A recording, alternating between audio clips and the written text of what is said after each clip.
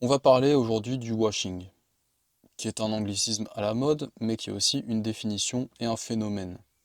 Comment est-ce que des grandes marques exploitent des luttes sociales pour vendre une image éthique sans jamais ne rien faire? Le washing, bien sûr, on a déjà tous entendu parler, notamment par le greenwashing. Je peux citer l'exemple de McDo qui avait transformé son logo en le faisant passer d'un fond rouge à un fond vert.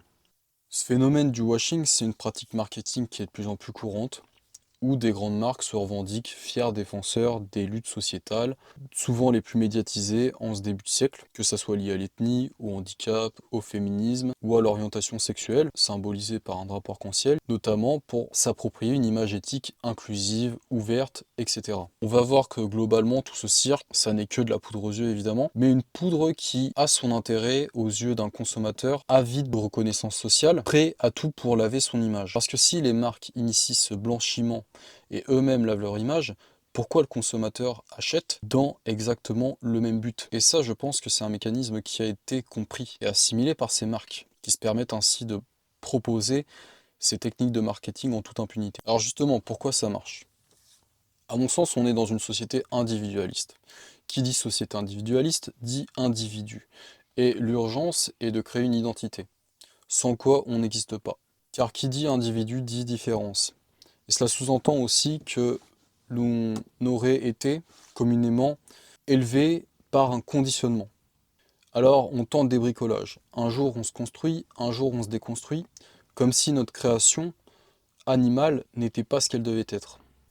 Ah, mais c'est vrai, l'homme, cet animal terrible, qui détruit, qui offense et corrode ce qui le précède, me direz-vous. L'État, la religion et cette entité complexe que l'on nommera le capital sont les organes de propagande qui lentement se sont inscrits dans la chair de l'individu. Et ainsi nous voilà, remis à notre triste sort depuis le péché originel, qui nous a déjà définis comme laxistes, frivoles et curieux. Et ces organes de propagande, désormais à l'intérieur de lui, l'individu marche péniblement, lesté par un lourd fardeau de culpabilité.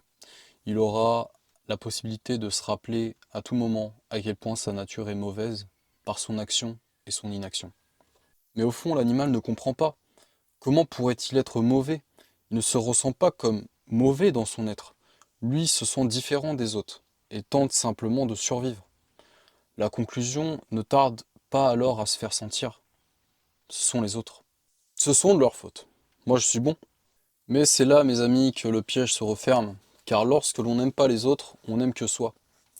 Et notre ego trouve là son salut, dans une complaisance qui n'existe que dans la comparaison. Mais d'un autre côté, ce sentiment de solitude nous évoque aussi un besoin d'exister, et nous existons notamment au travers du regard des autres. Sachant que nous pensons être bons à l'intérieur de nous, sans se remettre en question, car c'est de la faute des autres, nous avons aussi ce besoin de plaire.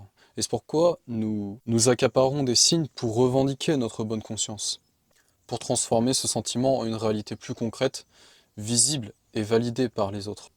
Mais paradoxalement, en s'aimant soi, comment pourrait-on être objectif vis-à-vis de nous-mêmes? Pour le dire simplement, ce que l'on perçoit comme étant notre valeur, petit à petit, remplace nos valeurs.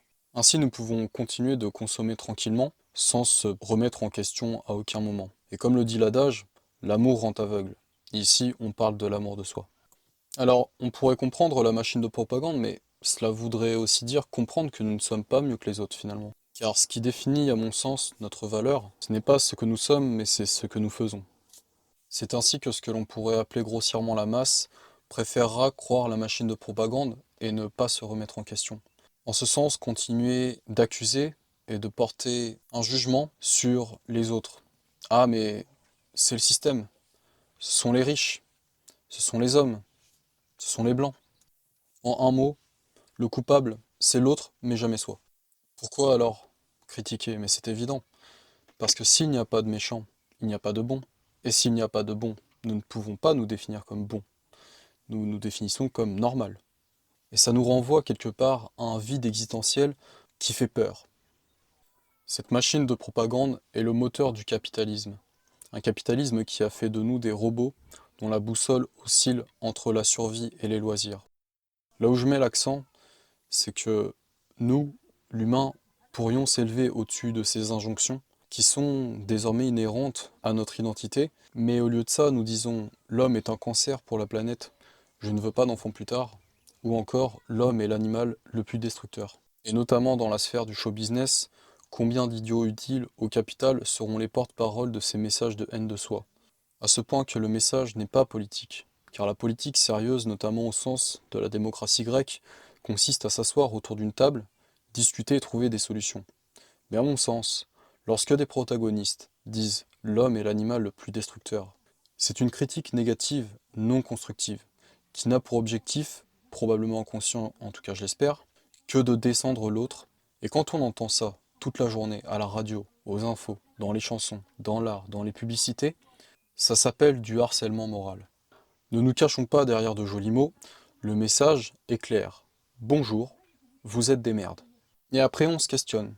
Pourquoi les gens consomment des antidépresseurs? Pourquoi le taux de suicide chez les jeunes augmente? Pourquoi les gens deviennent de plus en plus égoïstes et matérialistes? Et si l'humain est une merde, il reste le matériel. Et au lieu de s'épanouir et trouver sa place dans la communauté, on cherchera alors à jouir dans sa tour d'ivoire. Quoi de plus naturel, me direz-vous, que de vouloir se blanchir et briller pour cacher cette prétendue noirceur qui définit l'humain? N'est-ce pas là encore un moyen de conforter son ego et de dire « moi je suis mieux que les autres, moi je suis différent ». Encore la différence.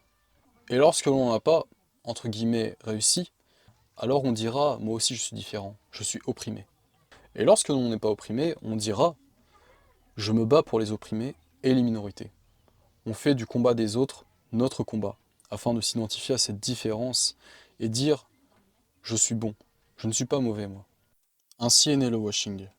On veut paraître pur et nouveau.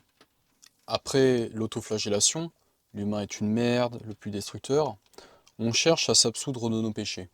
Maintenant que j'ai passé en revue les effets délétères du washing sur l'individu, sur la société et sur l'inconscient collectif, je vais énumérer quelques exemples qui permettront de se rendre compte des dérives qu'entraîne ce genre de méthode pour le moins mensongère. Parmi les marques qui clament haut et fort leurs valeurs progressistes à qui veut bien l'entendre, on retrouve Uniqlo, Adidas, Zara, Apple. En plus de détourner l'attention des vrais combats et de réduire ces initiatives à de simples arguments commerciaux, ces entreprises, toutes celles que j'ai citées plus tôt, ont collaboré de près avec la Chine dans le cadre du travail forcé des Ouïghours. Pour rappel, depuis 2017, le gouvernement chinois mène une campagne de répression massive contre les Ouïghours. Quelques faits.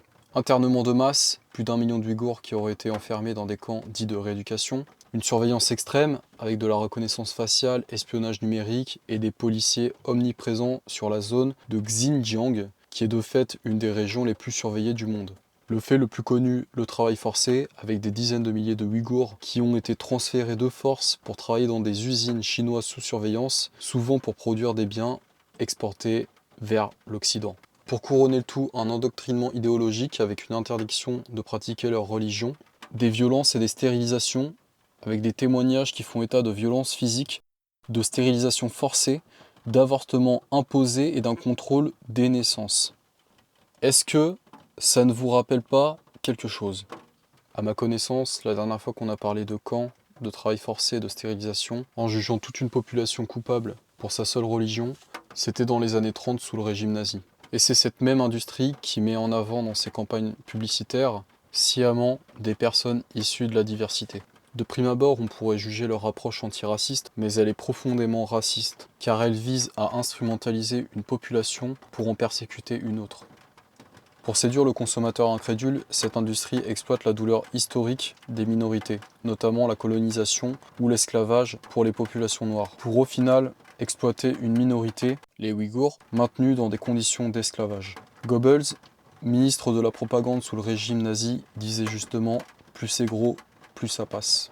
Le danger de cette communication agressive sous son air innocent, l'illusion du changement sans transformation réelle. Le washing devient ainsi une forme de contrôle social car il permet aux grandes entreprises de maintenir leur domination tout en se présentant comme des agents du changement en dissimulant les véritables luttes pour l'égalité qui exigent des changements structurels et une vraie responsabilisation de l'individu qui passe notamment par le fait de réfléchir à un seul enjeu fondamental, qu'est-ce que je produis, qu'est-ce que je consomme.